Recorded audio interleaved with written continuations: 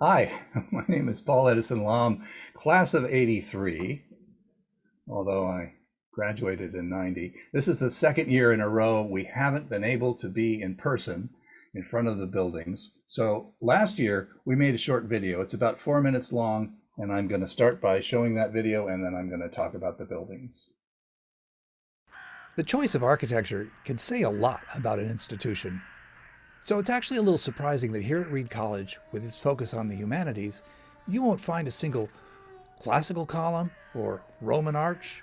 Instead, the buildings here are in a style called Collegiate Gothic. Triangular false gables, low-slung Tudor arches, and castle-like crenellations. So why this choice of medieval and Elizabethan styles for buildings built at the beginning of the 20th century here in a former cow pasture in the middle of the Portland Basin? There are at least two ways to tell the story of this college, which owes its founding to Oregon settlers Simeon and Amanda Reed and the land which proved so hospitable to them. The Portland Basin, where they made their home and fortune, had previously been filled by three catastrophic floods from the east, each of which followed the path of the Columbia River. One of fire, the Columbia River basalts, 16 million years ago, a river of lava which flowed through the Cascades to the sea, leaving the tremendous basalts of our magnificent Columbia Gorge. One of rock and ice, the Great Ice Age floods, floods which poured through the Cascades of the Columbia Gorge, flooding the entire Willamette Valley and Portland Basin to a height of 400 feet, as witnessed by the Kalapuya people as recently as 12,000 years ago, and leaving the massive sand and gravel deposits that the college rests securely on today. And finally, one of Euro-American settlers in the 19th century, who again poured through the Columbia Gorge, aided in good part by Simeon Reed and partner William Ladd's efficient monopolization of the Oregon Steam and Navigation Company, which is how the Reed fortune was made. One of those settlers was the Unitarian minister and progressive reformer Thomas Lamb Eliot, who, with the aid of the Unitarian Ladies Sewing Society, helped found the Boys and Girls Aid Society, the Ladies Relief Society, the Library Humane Society, Parks Commission, and Art Museum. Eliot influenced the Reeds, especially Amanda Reed, to bequest much of the Reed fortune for an institution of learning for the promotion of practical knowledge, literature, science, and art.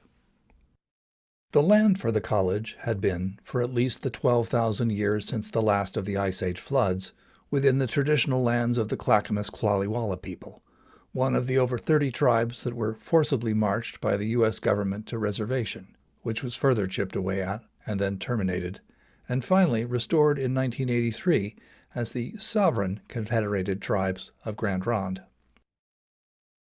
Back in 1850, in order to further extinguish Native American title, the United States passed the Donation Land Claims Act, assigning plots of up to 1 square mile to white men and their wives, plots which were bought up cheaply by the enterprising Ladd, also a banker and real estate developer.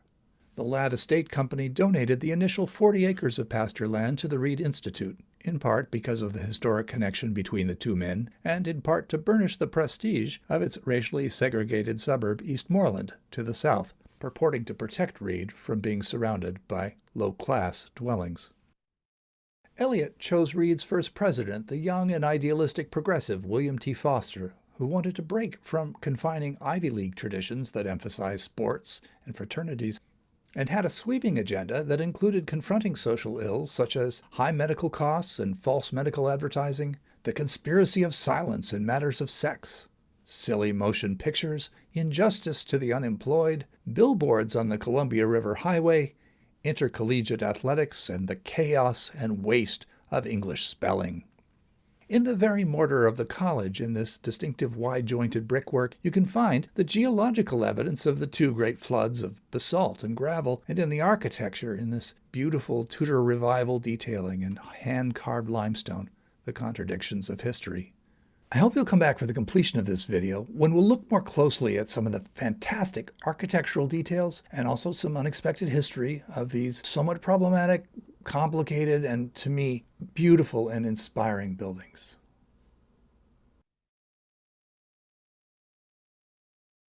Could everyone hear that, and could everyone hear me now? All right. So the architecture tour has been going on for about 5 years with the help of especially Gay Walker in the Reed Archives and Mike Teskey, formerly of the Alumni Office, and director of physical plant, Townie Angell. But especially this man, Eric Wheeler, who runs Positively Portland walking tours. I recommend these walking tours of historical architectural walking tours of Portland. When his first tour, we were walking across campus and we were admiring the Hauser Library, this castle-like building.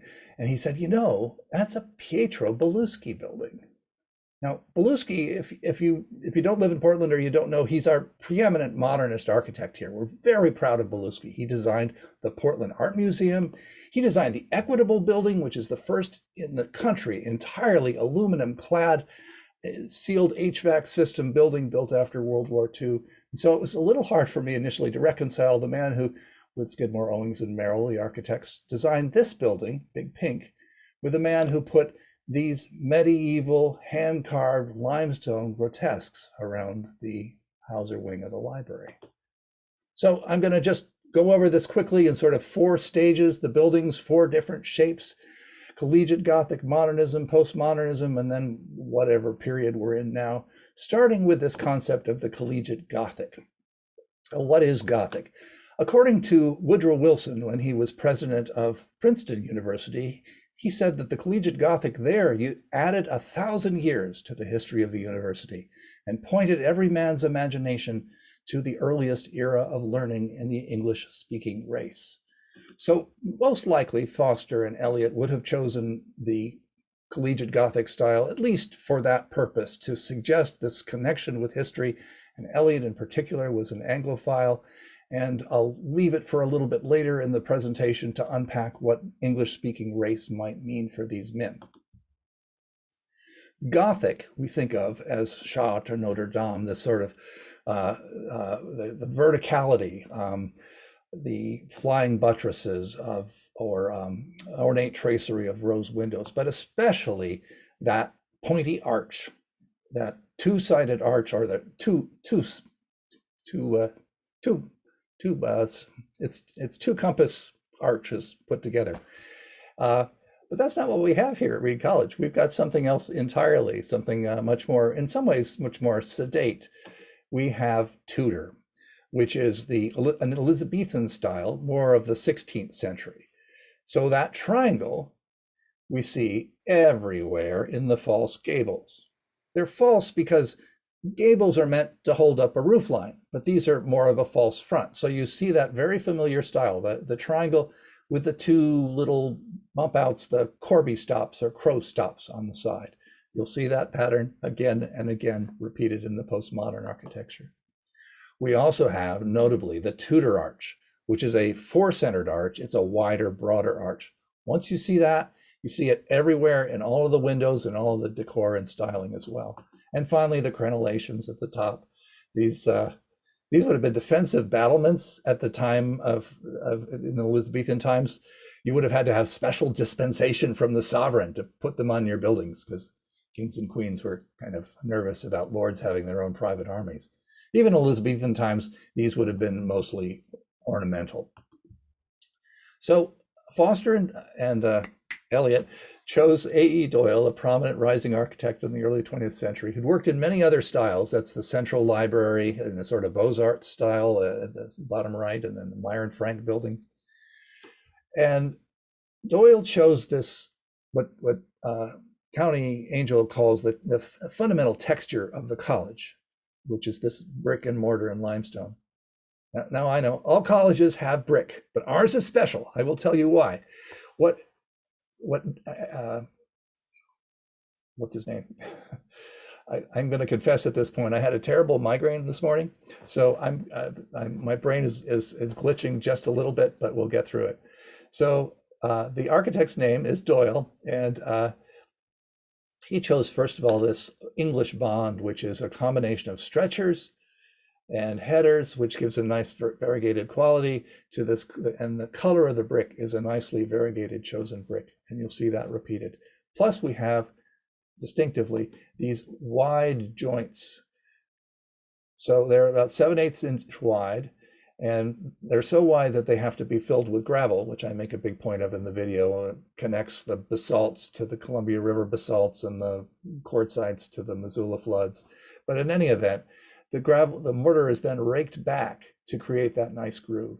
And that creates that lovely texture, that lovely unevenness that combined with the solidness of the limestone, this Salem limestone, which dates back to a period when the United States was covered in a warm tropical sea back in the Mississippian age, gives a very lovely texture of the alternating brick and limestone, all of which the limestone was hand carved. So all of this sort of foliate ornament, and they have the trifoil there in the middle, those ledges, all of that was carved by mostly Italian immigrant stonemasons who were working in a shed right outside of Elliott Hall, or the administration building as it was going to be called then. They brought a spur up from the Union Pacific tracks, and they brought those chunks of limestone that had been quarried back in Indiana, and they carved them by hand right here, or right there. I'm not on campus. I still have this feeling like you're all sort of on campus somewhere. So in any event, these buildings would like you to think they're made of stone. And so some of the details, like these coins on the corner, Q-U-O-I-N-S, would be appropriate in a stone wall or a stone building to hold the corners together. But in fact, Elliott and Old Dornblock, both ahead of their time, are reinforced concrete. If you want a building that's authentic, that says exactly what it is, look no further than McNaughton. That is a building, that's modernism. That's the rectangle. That is a building that's horizontal. It's slabs of concrete, aluminum panels, glass, maybe a little brick thrown in, but McNaughton is exactly what McNaughton says it is, and you can quote me on that. For the dormitories, Foster and Elliott chose to base a plan on Princeton and UPenn. And there's an argument that there's some quality in the dormitories that reflect the individual, autonomous, creative life of the student. And I think you can find that, but you can also find some other elements which suggest something different. This is, for those of you who may have played Tomb Raider in the 1990s, this is the manor of Lara Croft, the action hero in that video game, and this is her English manor where she practices her jumps and rolls. And there's an interesting gate there right on the front, of which I've only been able to find 3 examples. And this is the other one. This was a discovery. This was a clue we discovered, or Gay Walker discovered in the library. It's a postcard sent to President Foster from Compton Winnietts, an English manor of Elizabethan age dedicated to Henry VIII outside Stratford-upon-Avon. And there you see the gate at Compton Winnietts is a virtual, I should say, our Sallyport gate is a virtual copy of the gate at Compton Winnietts. The false gable, the crenellations, of course, the sundial, the triple window, the diapering, the cross-hatching of the brick, and of course the Tudor arch. But instead of the griffin of Henry VIII, to which the building at Compton Winnietts was dedicated, and the portcullis of the Tudors and the roses of Catherine of Aragon, instead we have the griffin of Nouveau Riche Simeon Reed, and the griffin again, and the griffin again. So I guess all colleges have this sort of tension built into them. There's the progressive or liberal ideals on the one hand, and then there's where the money comes from. And this is certainly a monument to a sort of the Portland aristocracy. That was a little harder than I thought it was going to be. This is all beautiful hand-carved limestone. Moving to Elliott Hall. Elliott Hall is based, as you can see, to a large extent on the work at St. John's College in Oxford. It is pronounced St. John's. I looked it up. And Reverend Elliott in particular, was a sort of an Anglophile. Foster wanted to distinguish Reed from all of the East Coast Ivy League schools. And nevertheless, all around the building, we have the shields of the Ivy League colleges. So right there in the front of and over the front door, we have Harvard, Yale, Dartmouth, Penn, and Columbia. the only Gothic arches in that early construction, all of which was built in 1912 between January and September 1912. The only Gothic arches here, as you might expect, the entrance to the chapel. To the extent that Gothic represents Northern Europe and Christendom, this is appropriate. You see the sort of nested Gothic arches that you might find at Chartres, and those octagonal Gothic, skinny, those skinny Gothic columns. Foster and Eliot had a view of religion as being central in the life, in student life, but a non-sectarian approach. So if you, in the chapel, which has these deep medieval features, including this really dark and lovely hammer beam ceiling, but you will be hard pressed to find any Christian symbolism in the chapel. In fact, I would welcome anyone who has a better sense of the history or art history to see if you can find references to Christendom that I've not been able to discover. So Doyle dies prematurely in 1928 of Bright's disease, and he leaves at the head of the firm Pietro Beluschi, who was much younger than when this photo was taken. But Beluschi is starting to work in a modernist idiom, and so he's working on some buildings downtown for Doyle at this time. Here's a brass door from the Pacific Power Building. That's an Art Deco testament to the first electric transmission line from Willamette Falls, the first in the country. He's about to start work on the Portland Art Museum. This building was such a dramatic break from the earlier classical or Beaux-Arts traditions of the museums and buildings in Portland that the city fathers were going to said no, and Beluschi reached out to Frank Lloyd Wright, and Frank Lloyd Wright wrote a letter to the city fathers saying, look, come into the 20th century. So this got built in, I think, 1934. But back in 1930, Beluschi has on the drawing board this lovely building, the Hauser Library, which had been designed by Doyle working with Reed. And according to historian Dorothy Johansson, he hated it. I mean, you can kind of imagine and these are the clustered octagonal Gothic columns, and you've got this, the arched ceilings and so forth, vaulted ceilings. How retrograde and bourgeois this decor must have seemed to Beluschi. I love this building. Even before, now it's been reconditioned and it has a more museum-like feel than it did when there were dogs and smokers milling around in that lobby. But it is kind of a secular cathedral, which appeals to my taste, and even has sort of these pendants that suggest, there might be flying buttresses coming out from the side of the building. This is this is Tony Beluschi, who is Pietro's son, and we took a tour with him to Pietro Beluschi's Zion Lutheran Church. Oh, the text looks like it's Tony's, but Pietro designed this, and you can see he went forward with that Gothic idiom in sort of a modernist version of the Gothic arch. This is a completely lovely space if you're in Southwest Portland in Goose Hollow area. This is a beautiful. He designed many beautiful cathedrals, or chapels, I should say. So Beluschi takes us over into the period of modernism, the rectangle. And the first example of this, and this is a poor example, but Beluschi was the designer of the Bagley Downs housing project in Vancouver during World War II.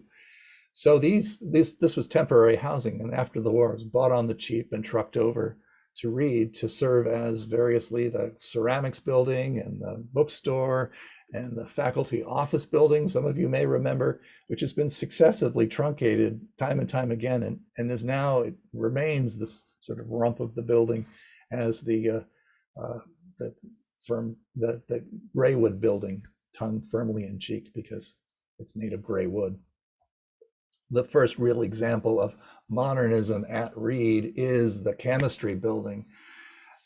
It's the end of World War II, nuclear age, focus on the sciences. Reed planned for this really big science center that would incorporate physics and biology and chemistry. Only had enough money to build the chemistry building, which is now the psychology building. This is except for the brick, it's a complete break from any of the previous architecture. To me, it looks like any elementary school, anywhere in the United States of mid-century. It has some features that will get picked up on later. It uses the slope toward the canyon in a slightly more interesting way, and it's been redone now that it's a psychology building, so it has some lovely skylights. If you remember, it used to be a dark, smelly building, all those chemicals. Now it has a lovely lobby that looks out into the canyon. So Beluski goes on to work with Skidmore, Owings, and Merrill. He designs the Pan Am building in New York, which is now the MetLife building. Skidmore, Owings, and Merrill are the preeminent modernist international style architects in the 20th century and perhaps into current. On the right there, you see the Burj Khalifa, the world's tallest building. In the 1950s, we got from Skidmore, Owings, and Merrill with Beluski at the helm, Foster Schultz McNaughton. These much unloved buildings are certainly modernism, and they were also built on the cheap. I don't have a lot to say about them now, although I want to return to the Foster Schultz social room because I think it's important. But Skidmore, Owings, and Merrill goes on to design the science building. So this is biology, and it was built originally with those panels are enamel copper, blue enameled sheet metal. And so they heated up. They were terrible. And also, this building has no relationship architecturally to any of the other buildings. They came back in the 1960s and they addressed the issue of the sunshades. They put something that was more sort of appropriate to the original copper that you see in other parts of the campus. And they built these neo-Gothic, you can call them because they're vertical, these neo-Gothic pillars on the outside with the nice variegated brick to tie in with the rest of the campus. Those are also functional pillars because they're hollow and they serve as ventilation for the vent hoods in physics and biology. So a few years ago, we were doing the tour and we brought Docomomo, the Society for the Documentation and Conservation of Modern Architecture, to campus. And guess which one of the buildings they found they love the best? Well, it was the Cross Canyon dormitories. These also somewhat unloved buildings, because I lived in one, and RIP Sisson Dormitory, which has now been replaced by Bragdon. But these buildings, the modernists found quite charming, and it's kind of changed my view of them a little bit. They were also built on the cheap, as much was at Reed until the Bragdon era. And they've been refurbished, and now they have double pane windows. And what I notice now with their inside is the extent to which the Cross Canyon dorms use the slope toward the canyon, and especially use the 2 or 3 story glass walls or glass windows looking out to the canyon as sort of a fourth wall. There you have this sort of curtain of trees. And if nothing else, they remind some of us fondly of the mid-century ranch homes we grew up with. They were designed by, this is the first Reed architect, I guess the only Reed architect who is in our pantheon here, Neil Farnham, class of 40, designed these, and they were built in the late 50s and 60s. So Farnham is going to take us over to the period of postmodernism. The triangle is back. What is postmodernism? Well, I'm going to just gloss over that pretty quickly because that's a conversation in this group that I think could probably take several days. So starting with the Centre Pompidou in France, a little arbitrarily, but I want to point out its playfulness, its use of color, the fact that it puts the services, the HVAC tubes, pipes, whatever they are, on the outside of the building. But postmodernism really came to Portland, many of us remember, with the Michael Graves Portland building that has this playful quotation of classical ornament and use of color and so forth. And it comes to Reed, perhaps with Farnham's Volume Center in 1979. Well, let's stretch this a little bit. There is this playful use of color, certainly, and those pipes in front, if you can see them, are not actual services, but there are other places in which where the HVAC is visible and painted and up front. There's a much more playful use of, look at that Clarendon font, that extended Clarendon font running up the side of and in color, no less. This building has in common a variegated brick of sort of blue and red, which is some people find attractive. But again, it also uses this, the window into Cross Canyon is really a stunning vista. And that's picked up again in the current chemistry building and some other buildings that have gone in since. The real onslaught of postmodern comes from Zimmer Gunsel Frasca architects, which are now sort of the house architects for Reed. And the triangle is back. The false gable is back with its Corby stops. And that was first seen in the new wing of the library, which was built in 1989, and then again added to in the 90s. So here you see there's this combination of these Tudor designs and then modern as well. You can see when you combine the two, when you look at the ends of the two, the Hauser wing and the new Zimmer Gunsel Frasca wing, you know, they have quoted very directly that false gable with the Corby stops in the buildings.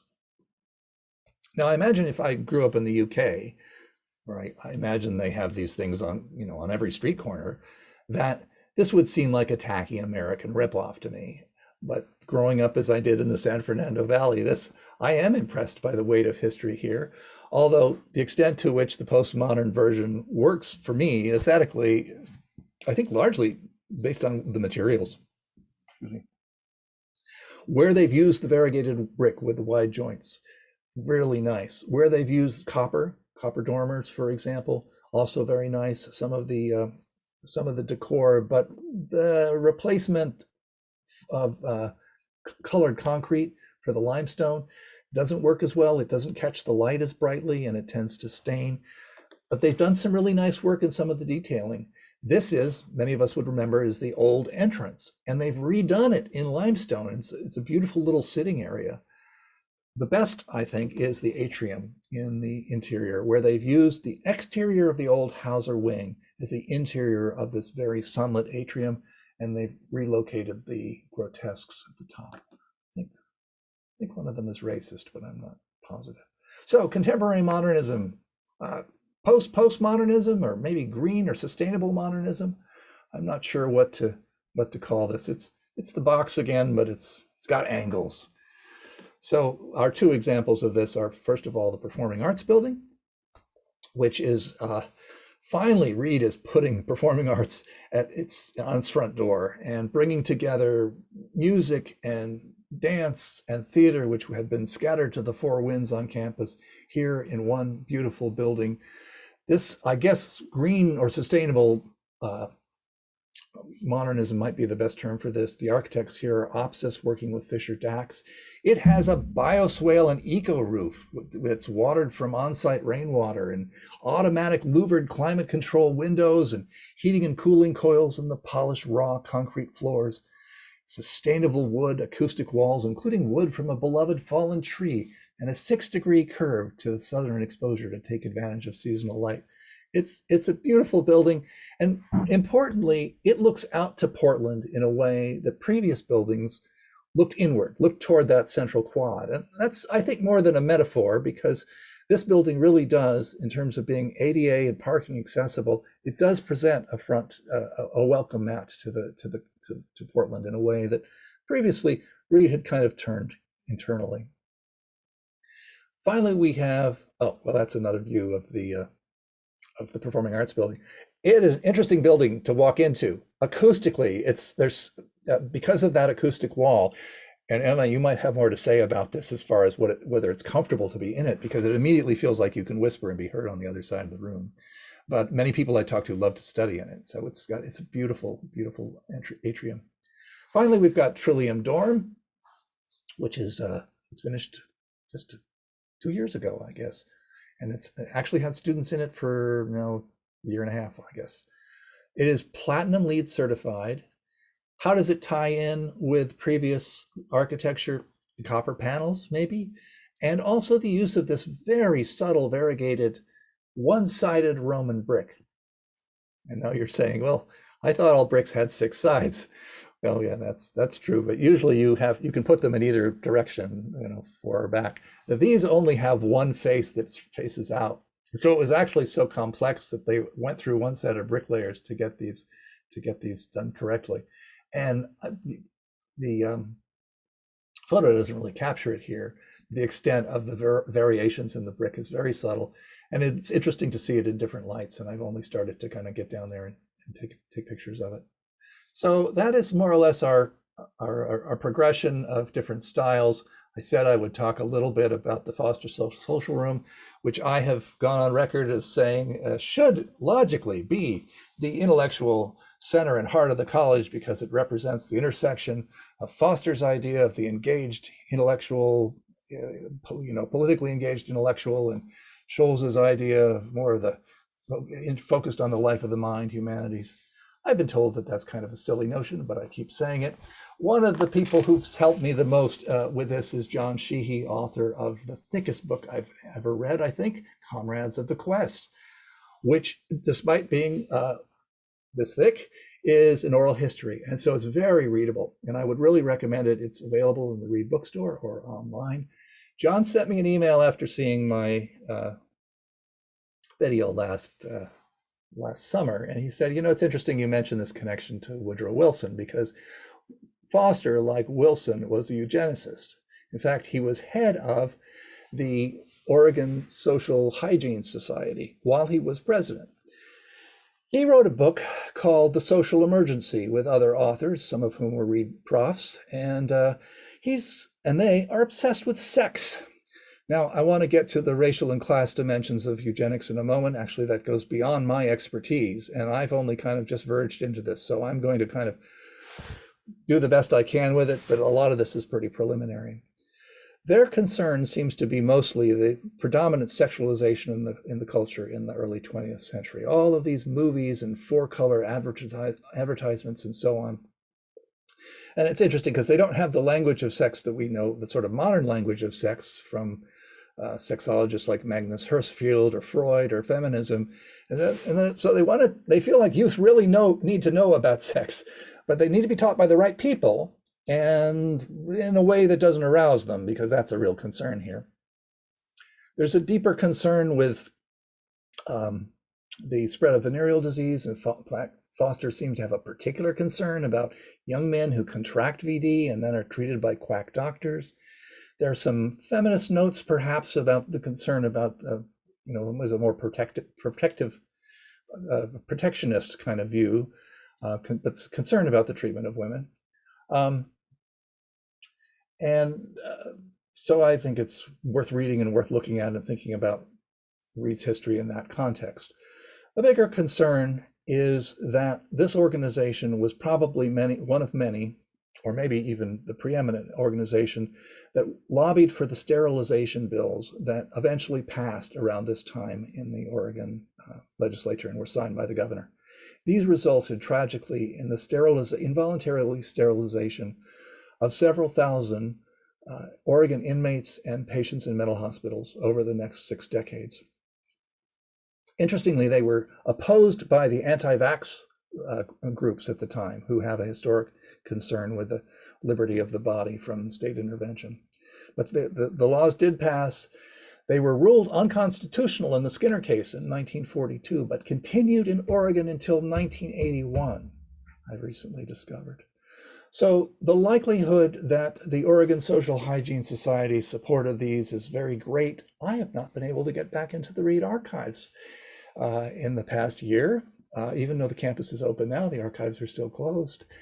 And Oregon Historical Society likewise has been closed. So the answer to this question, and I fear it's yes, I would be really happy to learn that no, Foster opposed these sterilization bills, but it seems unlikely. The answer is to be found in box 138 in the Reed archives, which has the bulletin of the Social Hygiene Society. This is bigger work, and some of us are talking about how Reed might address this history. I think there's a student thesis here. Simon Woodside has already, class of 2010, has already done some preliminary work on this that shows that there was, for example, some Reed profs who brought some Nazi eugenic propaganda to campus in the 1930s. There's more work to be done here. In the meantime, I raise a question in the video, and I kind of don't ever really totally answer it. But one thing that John and I've got some insight into is how this might tie into the organization of the campus. As many of you know, Elliott and Old Dornblock were originally thought of as only being one leg of a four-sided quad. The initial idea was that Reed would be a university. And one of the purposes of the quad, if one goes back to Oxford and Cambridge, is to separate town from gown. It's to keep your students away from the townies. And so the concern about student sexuality may be baked, however unsuccessfully, into this attempt to constrain student life with a quad, and of course of which only one segment was built. If you're interested in this, one of the best buildings is The History of Reed College Campus and Its Buildings by Richard Ritz, 1990, and online, the Heritage Master Plan of Reed that Gay Walker and Professor Charles Rhine and Townie Angel and Mike Teskey contributed to. So I will stop there and look and see if there are any questions. Thank you.